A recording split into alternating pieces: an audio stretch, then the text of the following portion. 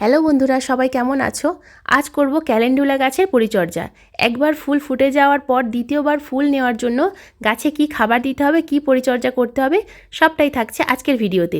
বন্ধুরা, প্রথমে ফুল ফুটে যাওয়ার পর যে শুকিয়ে যাওয়া ফুলগুলো থাকে এগুলোকে হয় হাতের সাহায্যে নয়তোবা কাঁচির সাহায্যে কেটে দিতে হবে। এই শুকিয়ে যাওয়া ফুলগুলোকে কিন্তু গাছে রাখলে গাছের এনার্জি নষ্ট হয়।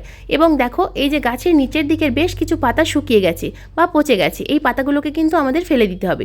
এবার আসি 3 নম্বর ফার্টিলাইজার আমাদেরকে কি দিতে হবে গাছে সেটাই এবার দেখে নাও। দেখো, আমি এখানে 500 ml সাধারণ জল নিয়েছি এবং এখানে রয়েছে 1 লিটার জলের মধ্যে পেঁয়াজের খোসা এবং কলার খোসা ভেজানো, 2 দিনের জন্য ভিজিয়ে রেখেছিলাম।